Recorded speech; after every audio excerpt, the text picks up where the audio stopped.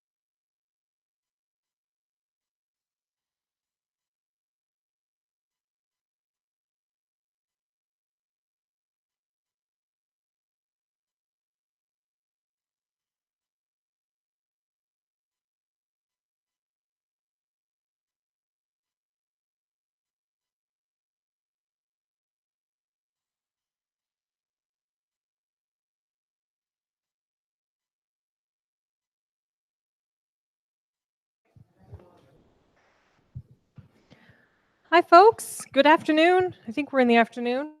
We got a packed house. That's great. Thank you all for coming out. Welcome to today's Yaffle Connects, Women on the Water, Challenges and Opportunities for Women in the Maritime Sector. My name is Kathy Newhook. I work with the Harris Center. And we're delighted to have you guys here today. A few housekeeping items before we get rolling. Emergency exits are just right behind you out those doors. And there's also some up over the stairs and out in the main entrance through the atrium.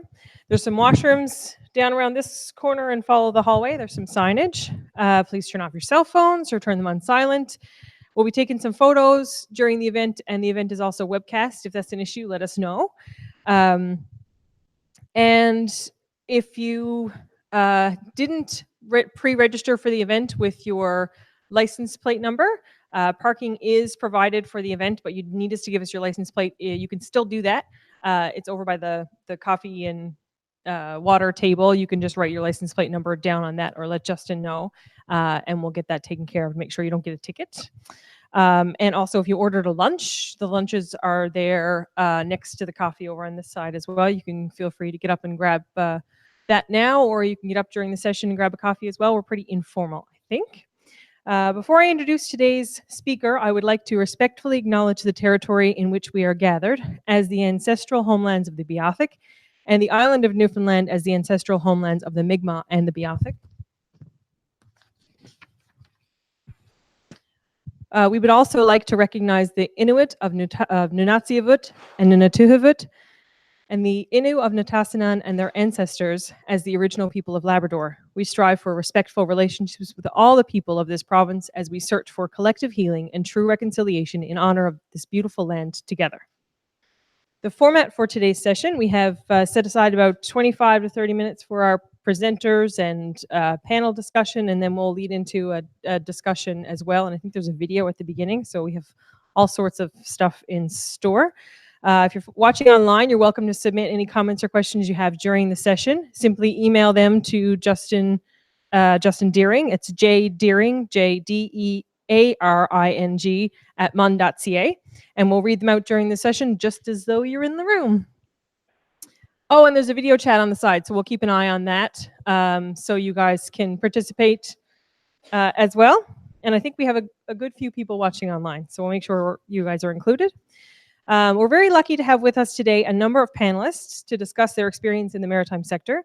And I'll pass things over to Kimberly Oren, who knows far more about this than I do, from Fishing for Success, to introduce the topic and the other speakers. But I will introduce Kimberly if I can find her biography amongst all the papers.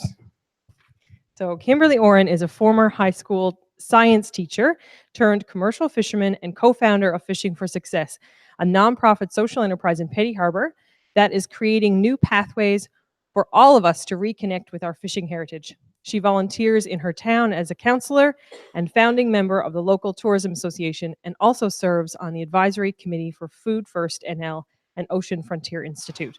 Kimberly was honored to be recognized as a 2018 St. John's YMCA Women of Distinction for the Girls Who Fish program. And when not teaching others about fishing, Kimberly is probably out picking berries. Over to you.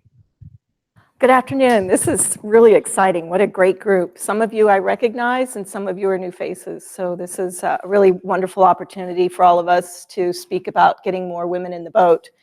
And today is an especially appropriate day to have this kind of discussion. Today is Day of the Seafarer. It's an international theme day that's supported by the United Nations. And the theme today for Day of the Seafarer is I am on board. You know, that hashtag, I am on board, so we can all do our social media. I am on board with gender equality. And it's really exciting this year because all of the theme days that have something to do with the water have something to do with bringing girls and women into the story of the work and the traditions on the water. World Oceans Day was Oceans and Gender. Today, as I said, is I am on board with gender equality. The World Maritime Day is about empowering women in maritime careers. So this big push this year is to bring out the story of women and the work that's done on the water by women and getting more of us out there.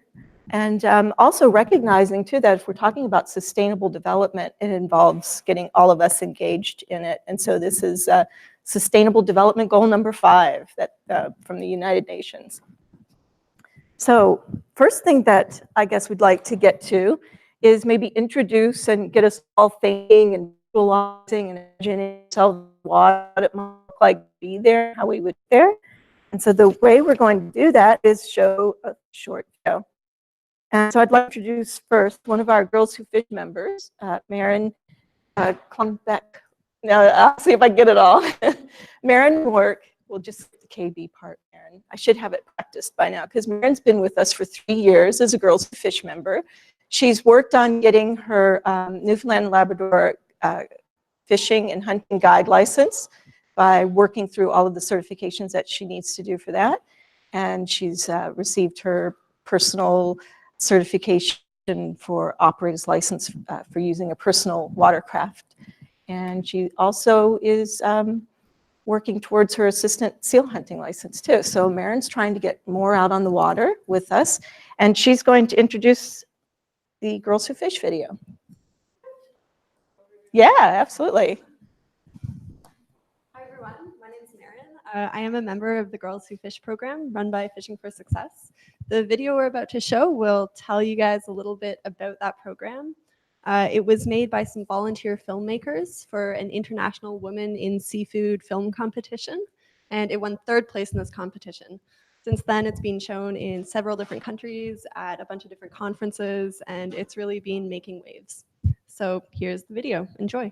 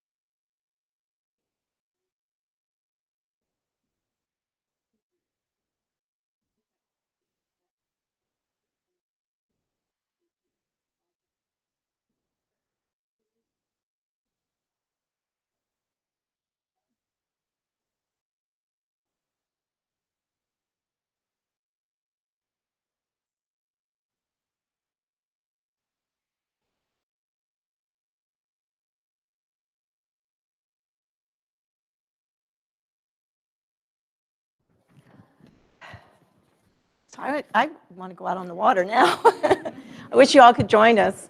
We have some folks sitting here on the panel today, some of who are practitioners on the water, and some of whom are researchers, and some have crossed over to both sides. So we'll have a great opportunity to get their read on what's happening and why we only have about 20% of women involved in careers on the water. So the first one I'm going to introduce to you today is Jasmine Paul, and she is a daughter of the Newfoundland and Labrador traditional inshore small boat fishery, and she's just joined her parents as a crew member. And so as an apprentice fish harvester, she hopes to entice other young women to follow her into the boat. She's also challenging some of the long-held stereotypes that we have about the role of women in the fishery. Jasmine? Hi, everybody. I guess I don't need to introduce myself because Kim has done it for us. So yeah, I just started fishing with my parents this year, and I recently did some media interviews and things like that in relation to that. And I've had really great support. It's been really like overwhelming how supportive people have been to me. But there's also been some negative comments. So I thought today would be a really great opportunity to talk about some of those stereotypes. And I have some examples of comments that I received on social media just there to talk about them. So I made a little PowerPoint presentation, and yeah, so I guess here it goes. So it was on June 24th, Jane 80 came out to speak to me and my mom about fishing, and we had a really great chat about fishing around a kitchen table, and the interview was just amazing. It came out so well. So it was aired on the broadcast, on their podcast, and then they also put it on the CBC website. So I have a little comment here that I received. So this comment in particular really made me think, and it made me think a lot about the kinds of things that people believe about fisher people. And there's actually 4 stereotypes in this single comment, that fisher people are uneducated, it's a dying workforce, dying industry, and there's no future, that all fishers on employment insurance, and it is just seasonal work. So those things, as I know, are not true. I'm actually very well educated. I have a college diploma, and I'm also halfway through a bachelor's degree, and my parents are some of the smartest people I have ever had the pleasure to know. And of course, the industry is not dying. It's worth like $3 billion or something like that. Don't quote me, but I think it's pretty high. And so, you know, Dave here, he went on and he like really drove his point home. But the fact of it is, not everyone who fishes is eligible for employment insurance.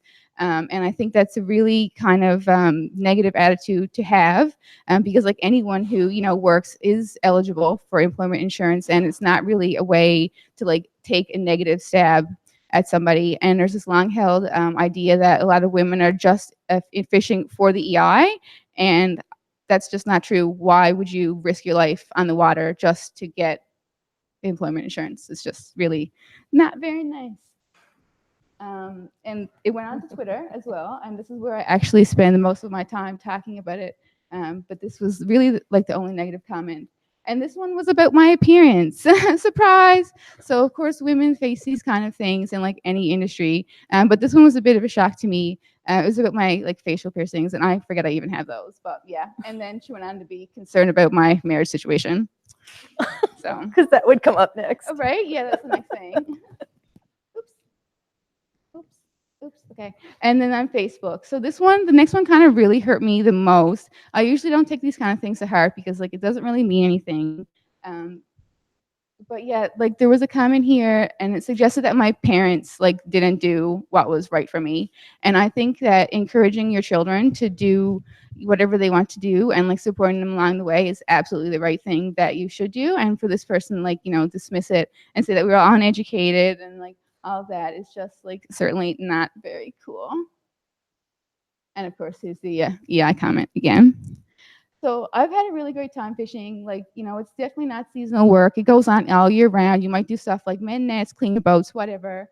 And it's a really dirty job, but I've had a great time. So I just wanted to come today and just be here to answer some questions and just share my experience and talk about what the great things are and then point at some of the negative stereotypes too. Thank you, Jasmine. Our next panel member is Crystal Hanlon, and she is a second-class marine engineer, now teaching at Marine Institute in the Marine Engineering and Marine Diesel programs. Previous to teaching, she has worked on the Great Lakes, operating some of the largest self-unloaders and flatback freighters in Canada.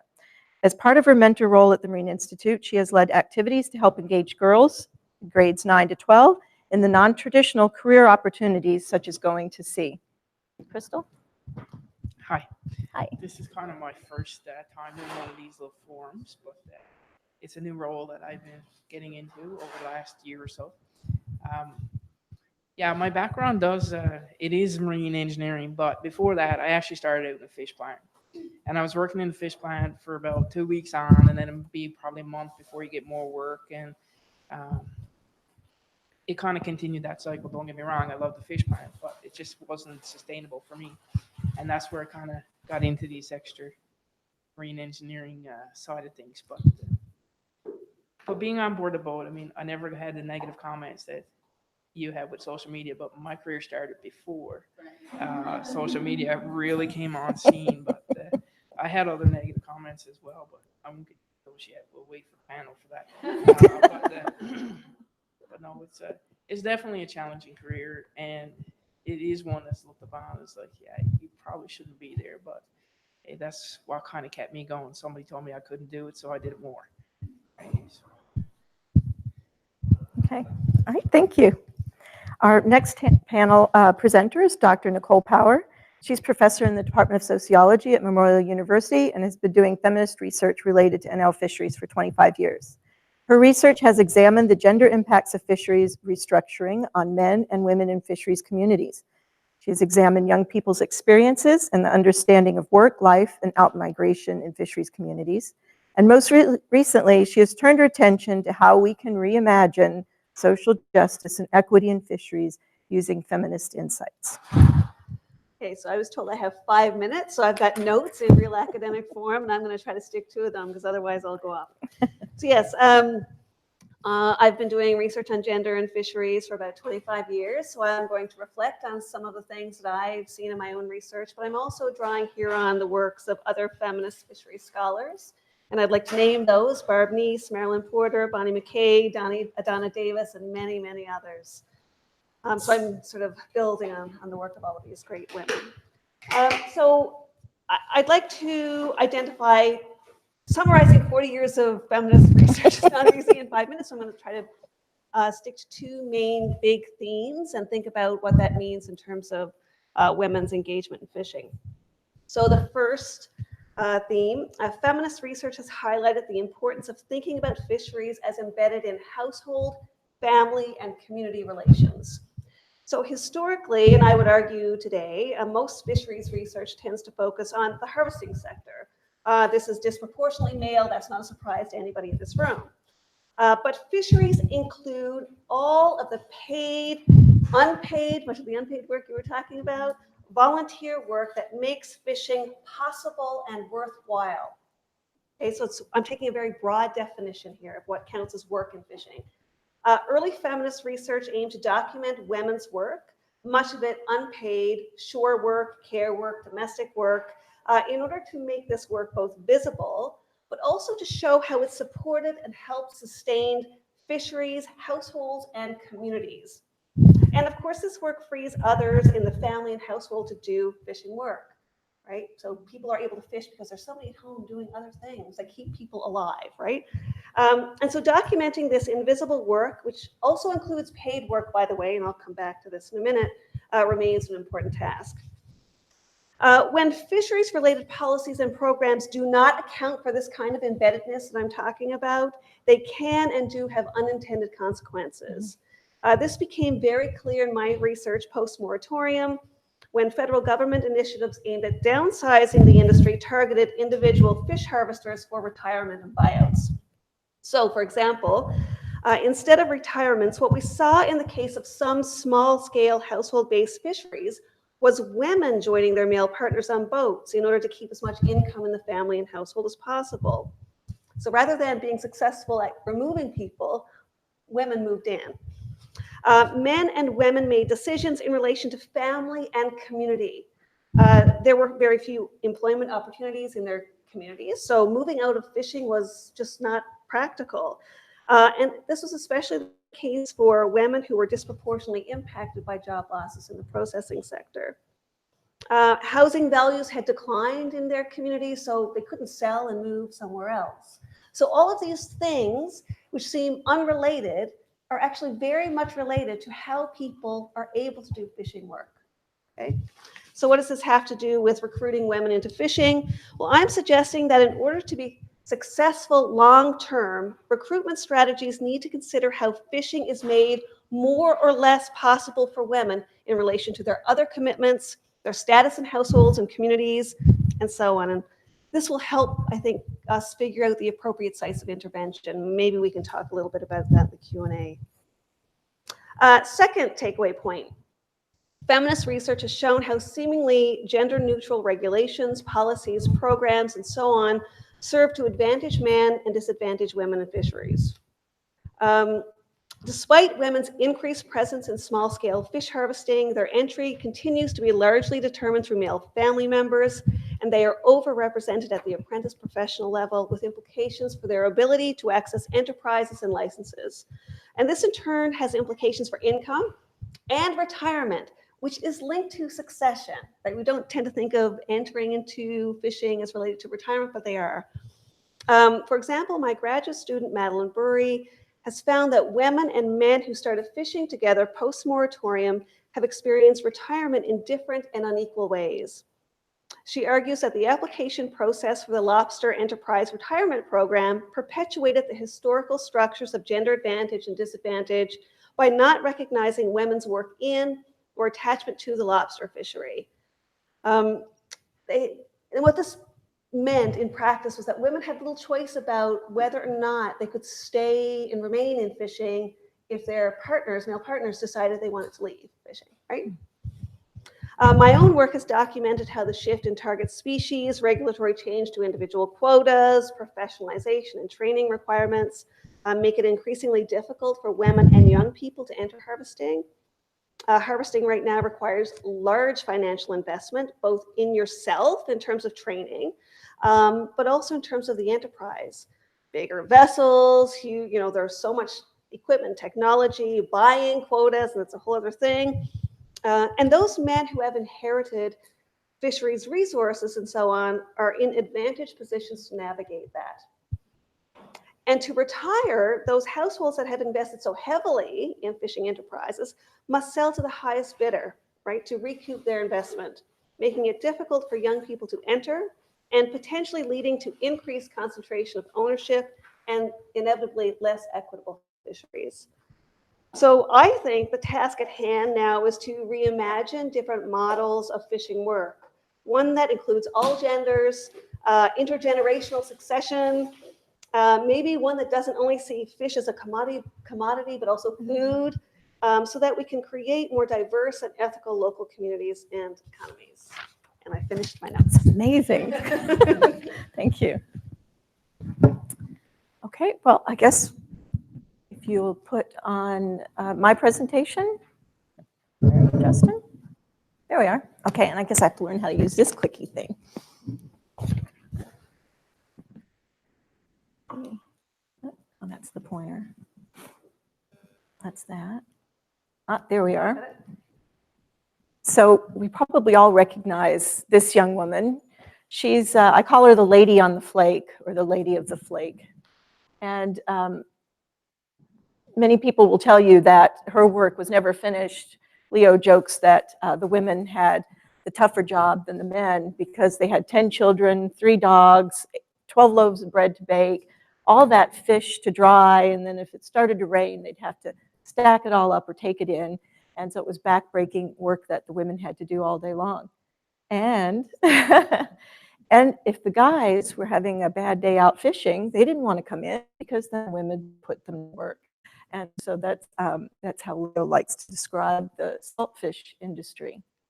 So how are we going to move from what's happening sort of now still? We think of women's work in the traditional fishery, it's on the fish plant floor. So we've replaced the flaked fish plant floor, and hopefully we're moving more women into actually being on the boat. Because it seems like being on the boat is linked with moving through other areas in corporate government policy making and having something to say about what happens in fishing.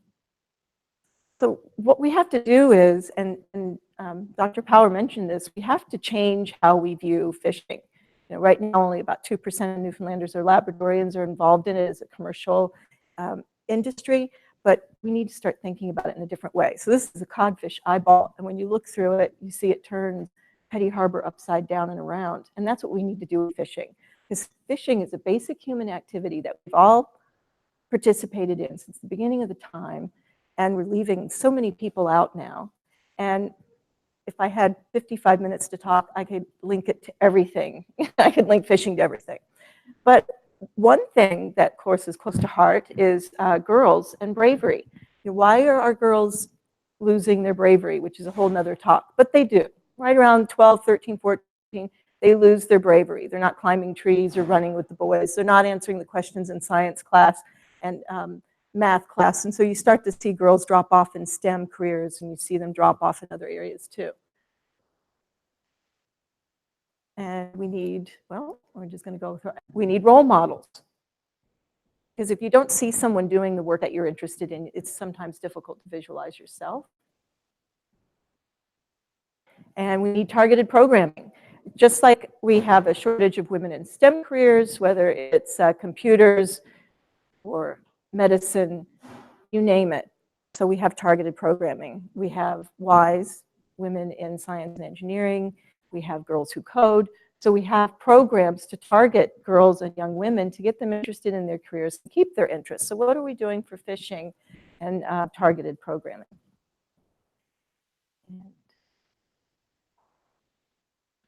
So thinking about solutions to some of these problems that we've heard about what the problem looks like when you're in the boat and you're listening to folks' comments on the wharf or on social media. We've heard a little bit about some of the barriers that women experience from the historic institutionalized barriers. And we've also heard some suggestions about some solutions and practical solutions that we can get involved in. But I wanted to ask all of you here, like, why should we care about this topic? Why is it important to get women in the boat or get women's work in fishing recognized? Why is that important?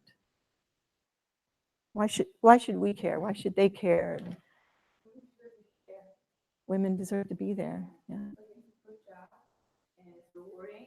And I mean, if women participated more, we could come up with a lot more different ways to approach topics. It'd be a whole different worldview that we could apply to something that we already know.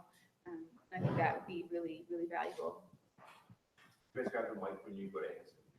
Oh, sorry. No, I don't think she could do that again. Crystal, what do you think? Why should everyone care about women in water? I agree with Jasmine that it's a missed opportunity by not going to the careers within the boats. For me, it was, and it still is, there's a lot of technology that's being developed, and it's developed at the back. And right now, there's not a lot of females that are out there operating vessels, or, you know, there's a small shift in the design side, but it's still pretty much male dominated. Right, so there is a lot of missed opportunity and a lot of money that can be made.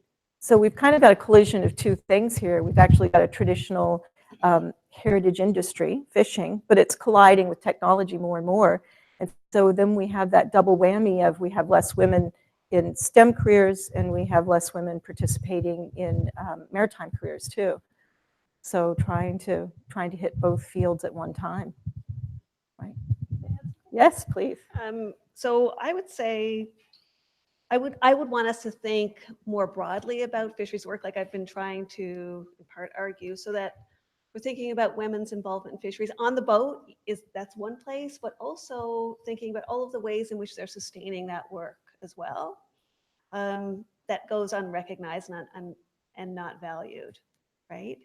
And that has important consequences for incomes and being able to stay and live in fisheries communities. So being on the boat is one of those ways, and also thinking about how the work that women are already doing is supporting that kind of work as well.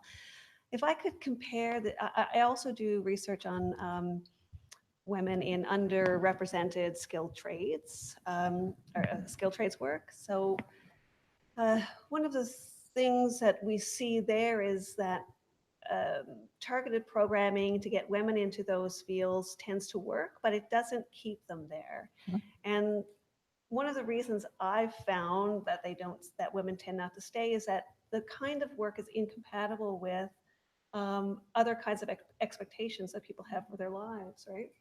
So raising children, it's really hard to do certain kinds of work if you are expected to be the primary caregiver. So maybe we also need to rethink how all of that work gets done in communities so that women can go on boats more easily. So it's perhaps a little more radical of an idea that we need to also think about how to change unpaid work in homes and households and communities to All accommodate unpaid work. Yeah. So that women are better able to go out on boats. And make choices. Thank you. So some of the barriers that you face on a boat, would you describe any of them as being physical or gear related, or what's the idea as far as, there's this phrase now about being in a world designed by men for men, and possibility of an actual gear barrier. Do you experience a gear barrier when you're out on the boat working in an environment like that? Want to pass the mic?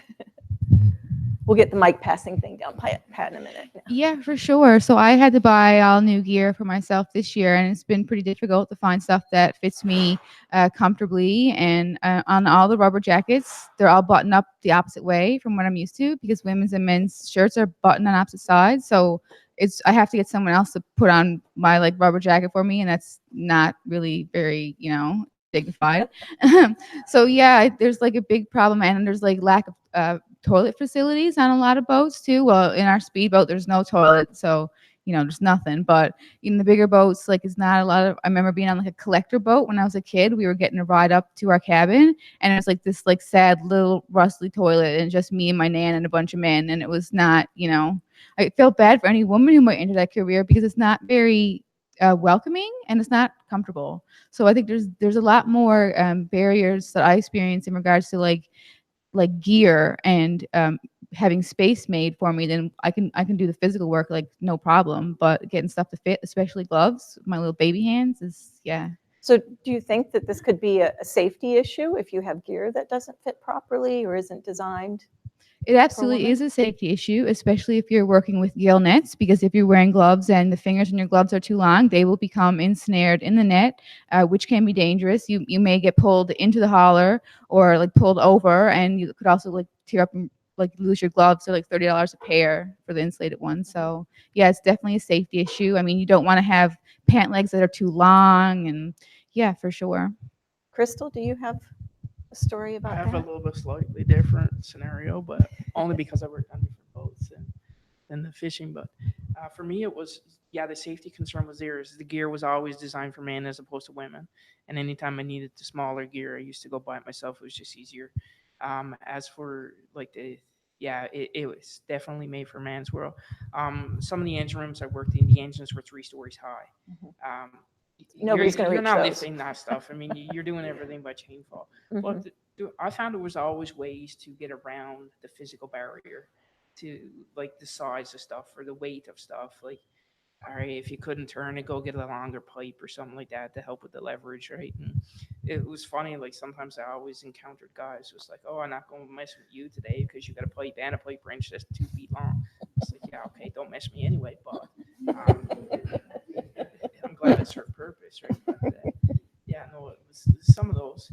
Some of the other barriers I also faced were dealing with some of the other cultures, were just the fact that I wasn't accepted on board, the language barriers and trying to get things through, and that's oftentimes when stuff came out. It's like, oh, well, you shouldn't be here and stuff like that. But So this is something around the world, that women don't belong on boats. And so I was called a jinker as a child growing up in Newfoundland, and that means unlucky on a boat. And I've had those statements, and I've had, even from my own family, I was like told not to go on boats. And at first it was the seasickness. It's like, yeah, okay, I'm gonna get seasick, so what?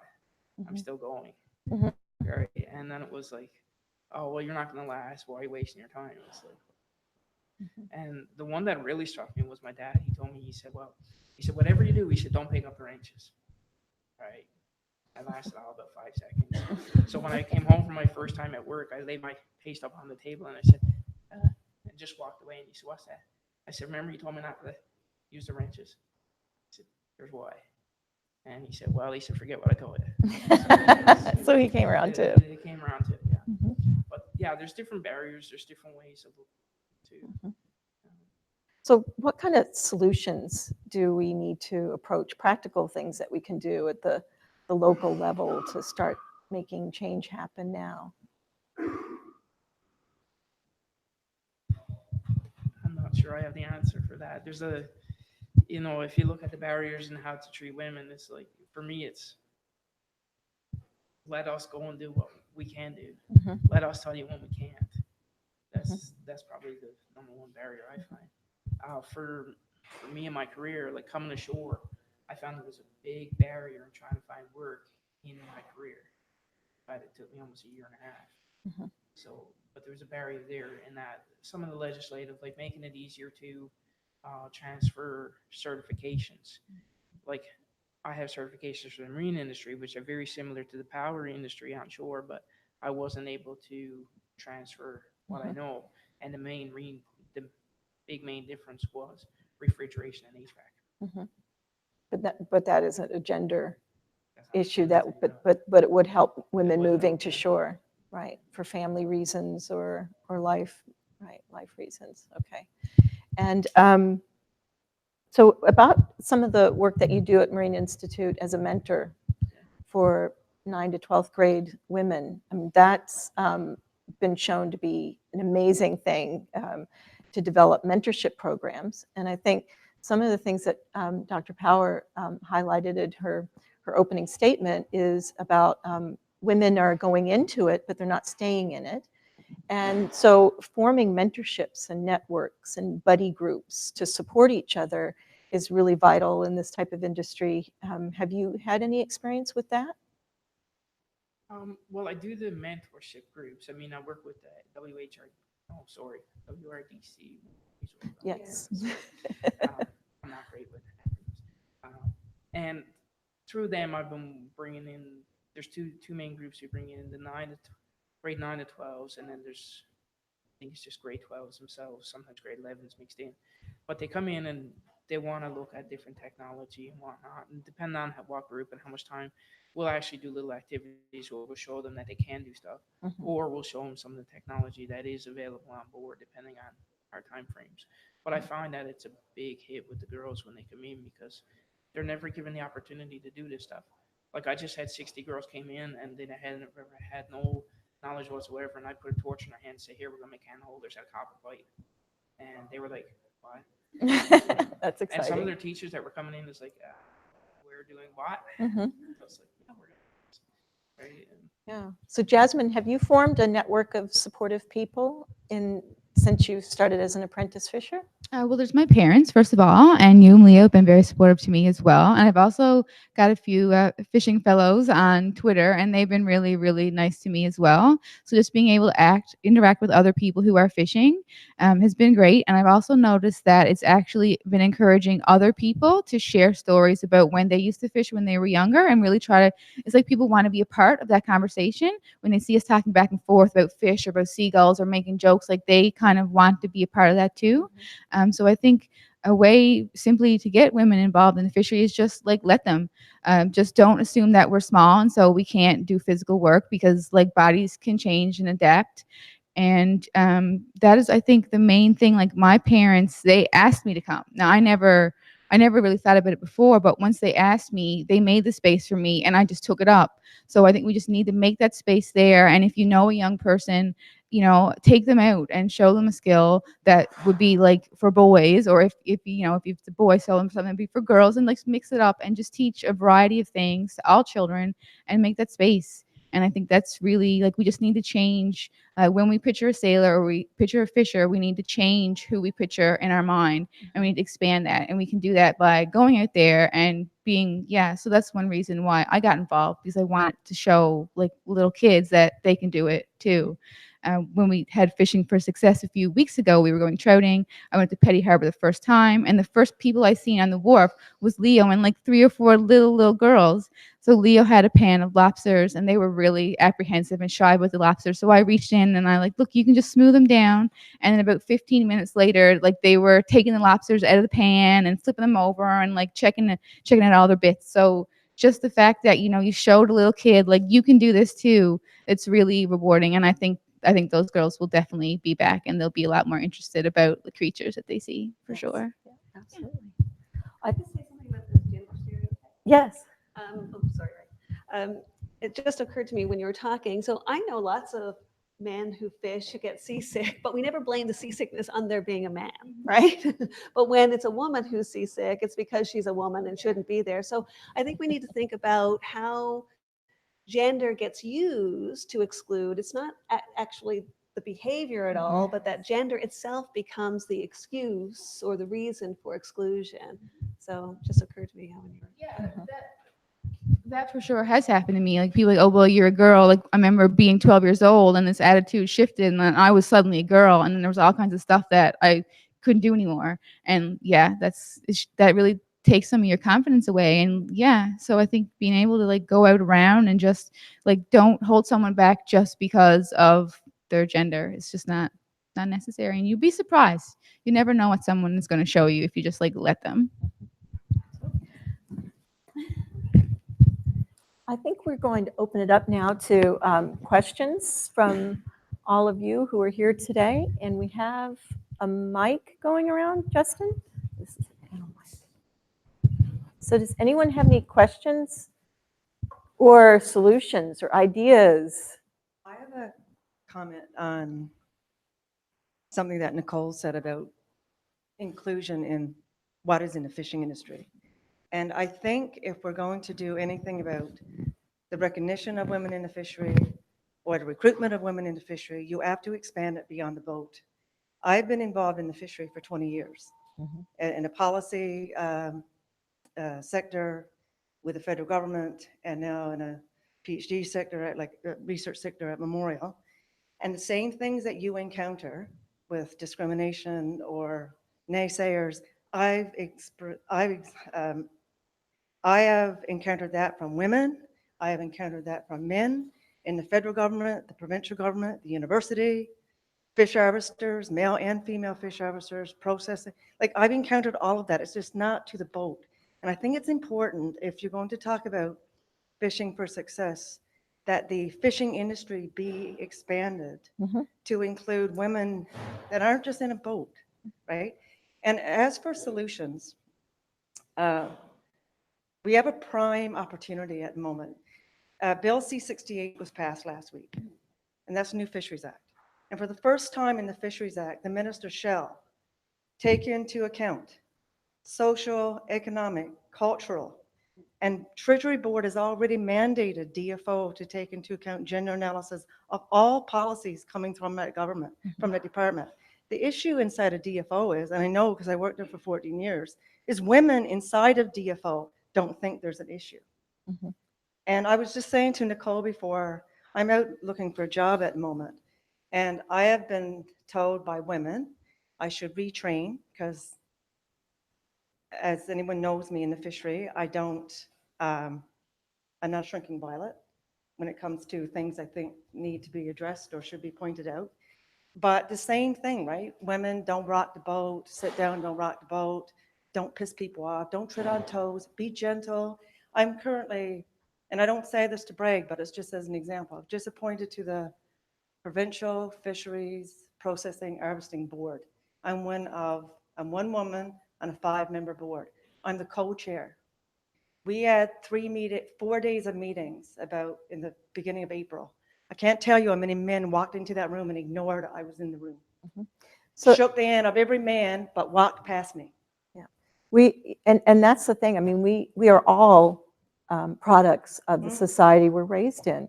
And so I have experienced that same thing from women. In fact, one of Jasmine's comments, one of the harshest ones, was from a woman.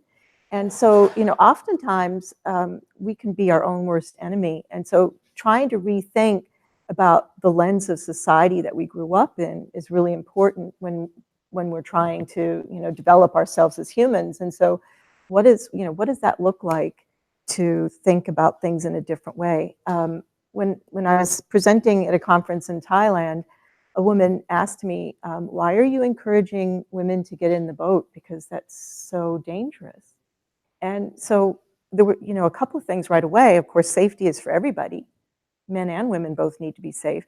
But secondly, she's a product of that environment that she was raised in, and that women need to be stay at home where you're safe, and I'll protect you. And so oftentimes that's used as a way of keeping women from entering into certain fields or workplaces or participating in certain activities. You stay home where you're safe, and because we need to protect you. And so we experience that that story in many different interpretations when it's needed to direct our behavior in a certain way.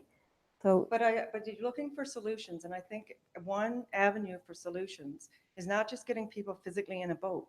It's getting your message to the power brokers inside a DFO and inside the provincial government. You have Trudeau that wrote a letter to his minister and said, I want gender lenses applied to policies. And if women don't owe the DFO's feet to the fire, it won't happen. No, and right? Exactly. We don't necessarily have to get all women in the boat. That's not the idea here, but it should be open to them. They should have that choice to make. And we do need to recognize the work that women are making right now when you're talking about the processing floor. Maybe that panel should be made up of 5 women and 1 man, because most of the workers on the processing floor are women. And so recognizing that and lifting up that work that's done is really important. And some of the other work that Dr. Power was talking about that women just naturally do because they're part of the household and they're sending the man off to work and they're managing this fishing household with all of its bookkeeping and ordering supplies and making sure the guys on the boat have got their meals for the day. And that's not paid and that's not recognized. And so all of this work needs to be lifted up. And so the getting women in the boat is just a call to arms for all of that. If men were doing all of that work, I can guarantee you it would be recognized. It would be recognized. That's my point. It would be recognized. Yes. Thank you for your talks at first.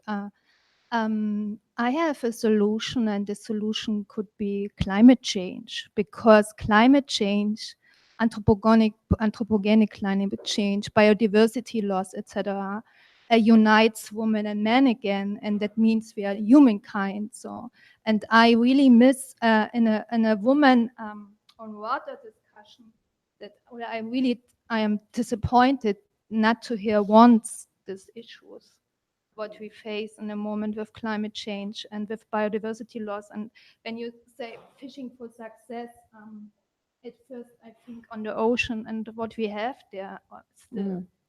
So right, and that's and the success. I also don't understand the success word because it gives this economic pressure and it directs me again in a certain direction.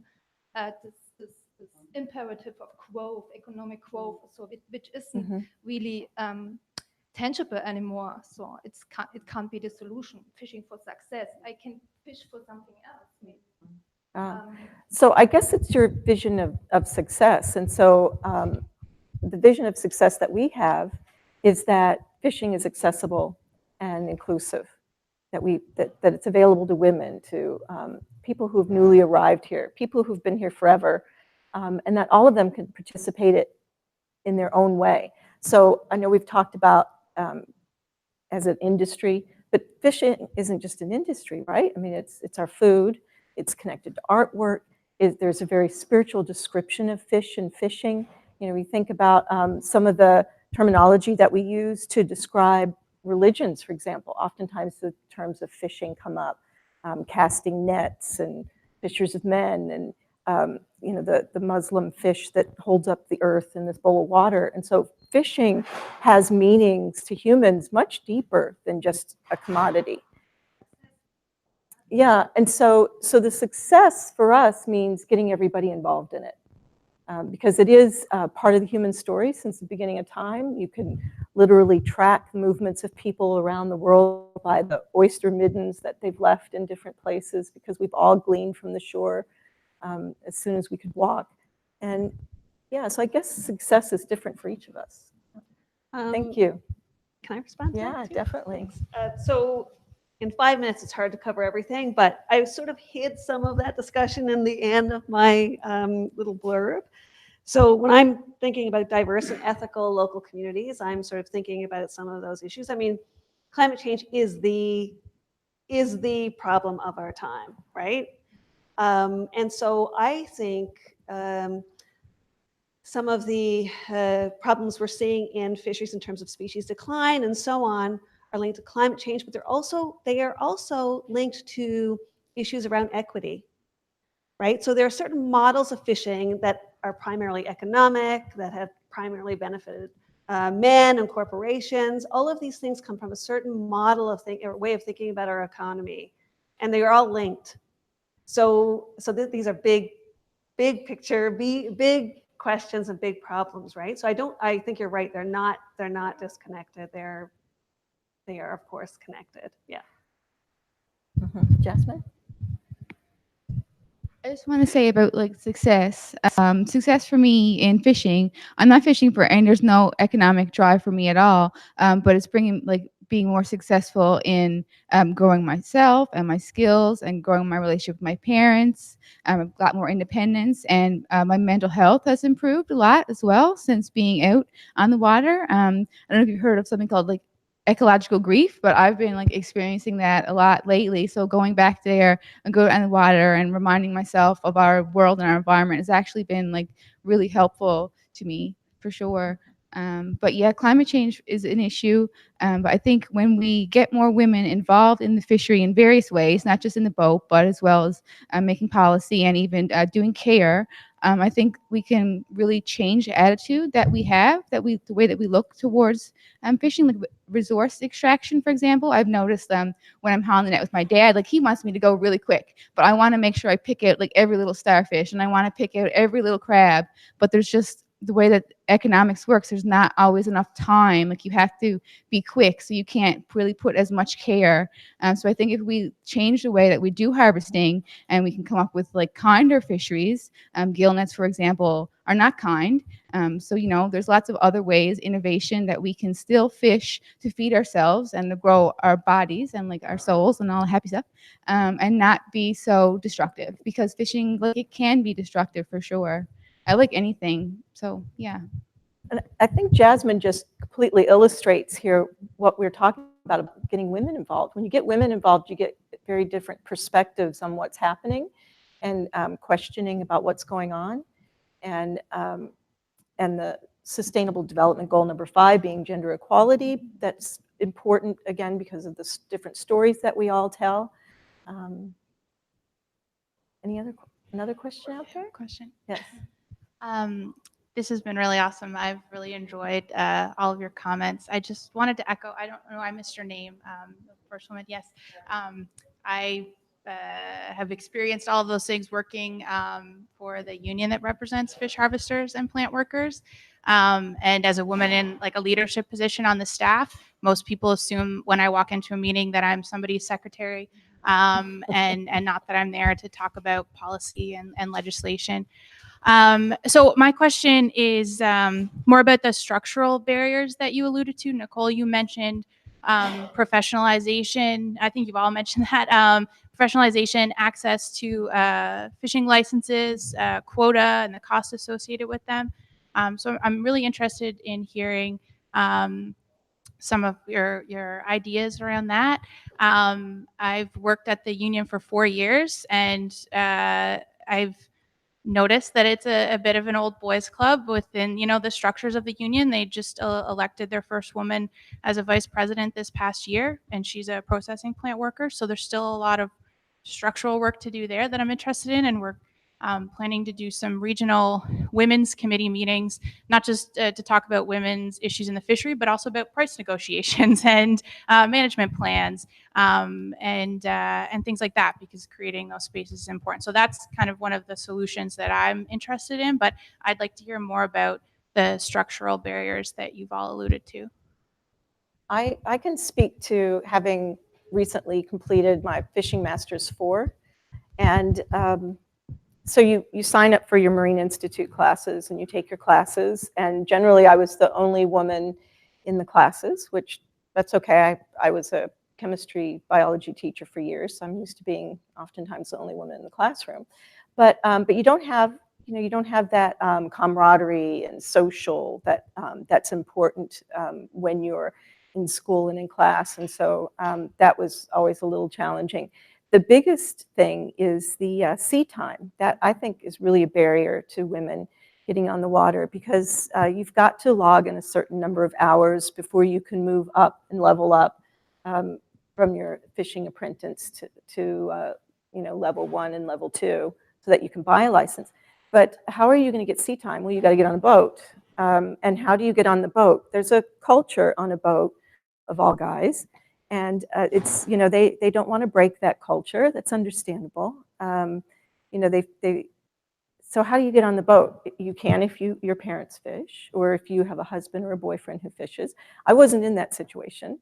So I had to try to I had to talk people into helping me get time on the boat. And so that's challenging. So that's why I mentioned in the video about women skippers stepping forward and taking other women under their wing and helping them get their sea time, because that's one of the biggest barriers. And the networking that I mentioned, it's great to find other women who fish so that you can kind of talk and commiserate with one another. Do you want to add anything? Sure. I think one of the, maybe Charmaine should speak to this. She knows more about it than I do.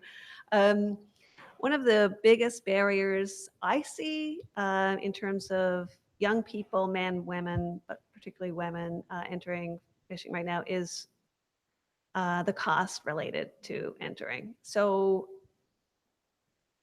you're still not, technically you can't buy a license, but you can buy a license, okay? So because that happens as a matter of course, whether or not technically we're allowed to do that, it becomes property, right? So it becomes private property. And when fishing's good, it means that it goes to the highest bidder. So that's a real problem, and that's a real shift in how people have traditionally entered fishing. Now, there are problems with how people traditionally entered fishing as well. I'm not saying that that's necessarily the best model either, but it was more democratic than that. So I think that that's a real problem, and and it's also gendered, because men do hold, have greater access to resources and wealth to access those things. So how do we change that? That's a legal question. That is. Yeah, well, we'll see how it works out, right? So hopefully, what do you think? I don't know. I don't either. Yeah. So we'll see. Yeah. And maybe it means that somebody needs to challenge it, right? Maybe at some point it needs to be challenged in court. Yeah, what you need is a woman that's going to stand up and say to DFO, I'm not paying for that. I'm not paying that level 2 fish arbitrator with that license. Yeah. Yeah. Because it's not property. Because it's not property. And the state owns it. And they can allow this to me. Yeah. Yeah. It's a natural resource. No, that's right. But it's going to take somebody to stand up to DFO and say, you're a level 2 fish arbitrator. Yeah. And you want me to pay you $500,000 under the table for that license.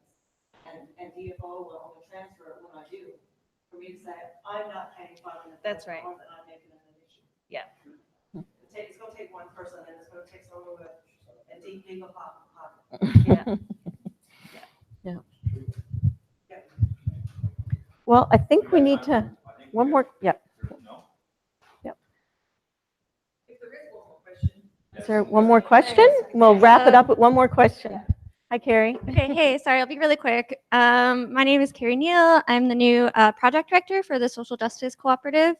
We're kind of a new group that is interested in eco-justice, advocacy. We're trying to do like a Green New Deal for NL, which we're still drafting and looking for input on. And we really want to see the fishery and ocean farming as part of that kind of structure. But one of the things we're really interested in is like, how do we change kind of the corporate model of fisheries that is really environmentally destructive and causing this climate change, and doing more small scale fisheries like cooperatives, things like that. And we are looking for partners to help us kind of build that vision. So if anyone wants to get involved in something like that, please talk to me. I don't know much about the fishery, but you all do, so I'd love to hear your thoughts. And I don't know if you have any final thoughts about co-ops or small-scale fisheries. Well, small-scale fisheries, if you look at the work Daniel Pauly's done, small-scale fisheries in comparison to anything bigger is more ecologically sound. You know, it uses less fuel, the employment is higher, and when you compare that with a lot of corporate fishing that goes on big boats, or even fishing in the high seas where it's associated with things like human slavery and drug running. And so, you know, the closer to home that we have folks getting our food, the better off I think all of us are. And so what does that look like? What do we need to change? And so I'm a big proponent of the small scale fishery, the hand line fishery. You don't leave gear on the bottom, you bring your gear back home. And then also improving how we process the fish that we do catch, because currently the cod that's caught, we use only about 35% of it, fill it in the tongue. And so what happens to out of the 35% is another story that should come out too. I have a question actually, Carrie. So when you say, you said farming, ocean farming? It's a new word I have heard.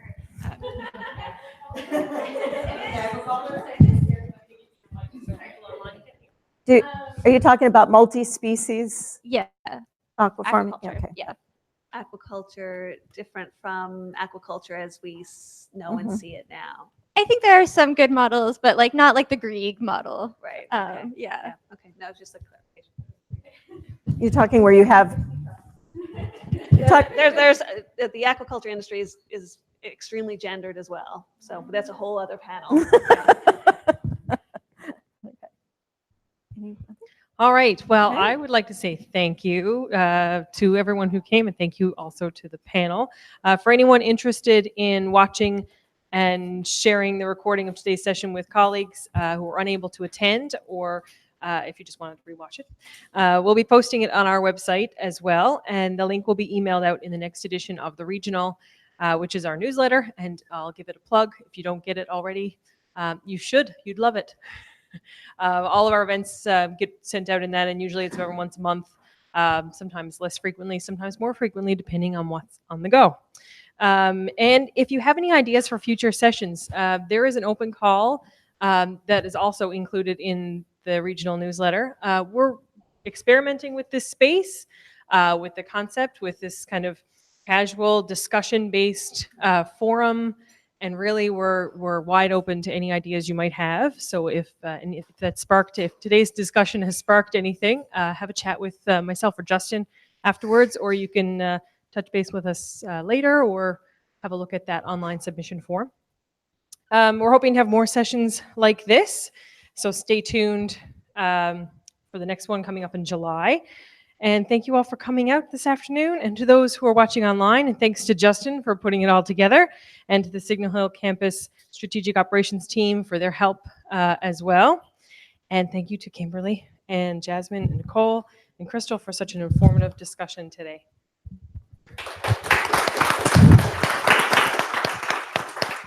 Thank you. Thank you very much for attending, and I'm going to hang around for a few minutes longer if anyone would like to continue any discussions. Thank you for coming out.